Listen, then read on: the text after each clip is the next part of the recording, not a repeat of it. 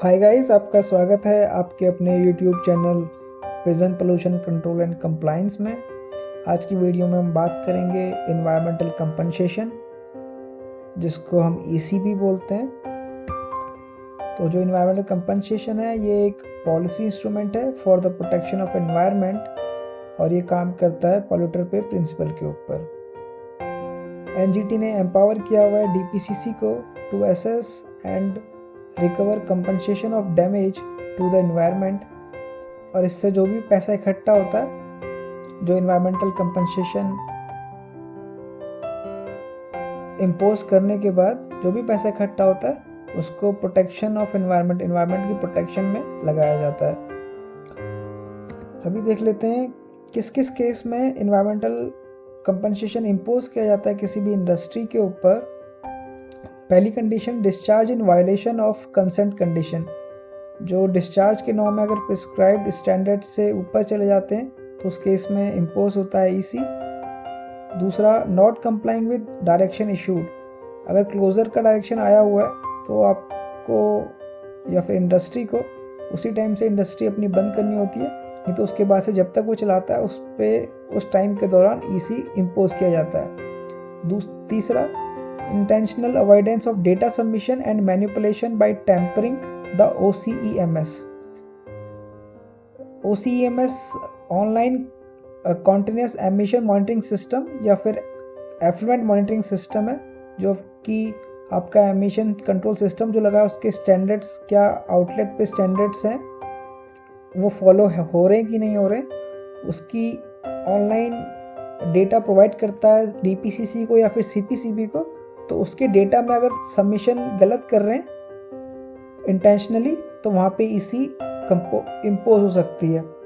इसके अलावा accidental discharge, अगर कोई भी एफ्लुएंट अगर एक्सीडेंटली आप डिस्चार्ज करते हैं वाटर बॉडी में तो उस केस में ईसी इम्पोज हो सकता है। पांचवा, इंटेंशनल डिस्चार्ज टू एनवायरनमेंट। अगर आप अनट्रीटेड एफ्लुएंट या फिर नॉट ट्रीटेड एफ्लुएंट अगर आप डिस्चार्ज कर रहे हैं वाटर बॉडी में तो भी उस केस में ईसी इम्पोज हो सकता है। इसके अलावा injection of effluent to ground water, अगर ग्राउंड वाटर में आप कोई भी एफ्लुएंट चाहे ट्रीटेड हो अनट्रीटेड हो, अगर वो ग्राउंड वाटर में आप इंजेक्शन कर तो वो भी एक कंडीशन है जहाँ पे इन्वायरमेंटल कंपनसेशन आपके ऊपर इम्पोज हो सकता है, फिर किसी इंडस्ट्री के ऊपर इम्पोज हो सकता है जो उसको फॉलो नहीं कर रहा है इन कंडीशंस को। अभी ईसी का जो फॉर्मूला है ये सीपीसीबी ने इसको बनाया है। इस फॉर्मूले को थोड़ा समझ लेते हैं। Environmental compensation is equals to, यहाँ पे मेनली 5 टर्म है। Pollution index, number of days of violation took place, R है आपका एक फैक्टर जो कि रुपी में आता है, एस है स्केल ऑफ ऑपरेशन और एलएफ है लोकेशन फैक्टर। थोड़ा इसको समझ लेते हैं। पोल्यूशन इंडेक्स में जैसे आपको बताया हुआ है 0 to 100 के स्केल के ऊपर रेड, ग्रीन, ऑरेंज कैटेगरी को बांटा हुआ है। रेड, ग्रीन, ऑरेंज और व्हाइट कैटेगरी को उन्होंने बांटा हुआ है। नंबर ऑफ डेज, जितने दिन तक वायलेशन हुआ। आर आ गया फैक्टर हमारा, जिसकी वैल्यू 100 से 500 तक वेरी करती है।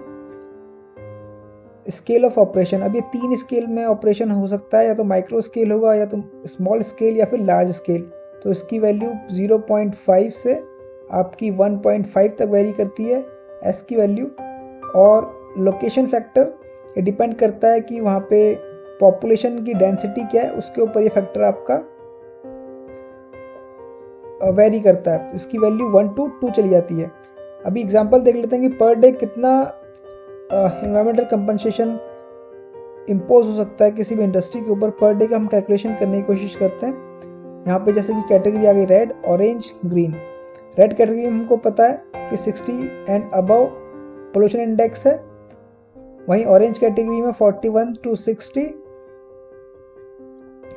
और ग्रीन कैटेगरी में 21 to 40। ठीक है, तो जो पोल्यूशन इंडेक्स है वो एवरेज लिया जाता है फॉर्मूले में। तो यहाँ पे आ गया, जैसे जो फॉर्मूला था एक बार लिख लेता हूँ मैं, EC equals to PI into N into R into S into location factor, ये 5 फैक्टर आ गए इसमें। तो पी आई 60 to 100 होता है स्केल जो हमारा 60 to 100, तो यहाँ का एवरेज आ जाता है उसका 80, यहाँ पे एवरेज लेते हैं एज पर CPCB की डायरेक्शन है उसके अकॉर्डिंग है ये। और जो स्टेट पोल्यूशन बोर्ड है या फिर जो कमिटीज़ हैं उन्होंने भी कुछ फैक्टर्स अपने हिसाब से कैलकुलेशन के लिए यूज़ किए हुए हैं। तो ऑरेंज कैटेगरी में 50 हो जाएगा, ग्रीन कैटेगरी में एवरेज 30 हो जाएगा। वहीं पे नंबर ऑफ डेज, क्योंकि हम 1 डे के लिए निकाल रहे हैं तो यहाँ पे हमने सिंगल डे रखा हुआ है। आर जो कि एक रुपी फैक्टर है, इसको 250 लेते हैं हम डीपीसीसी के केस में। डीपीसीसी के केस में इसको 250 लेते हैं, वैसे इसकी रेंज है 100 to 500। एस फॉर एग्जांपल हम स्मॉल स्केल ऑपरेशन इंडस्ट्री की हम बात कर रहे हैं, तो यहाँ पे एस की वैल्यू हमने 1 ले ली है। और एस मैंने जैसे कि आपको बताया 0.5 से 1.5 वेरी करता है।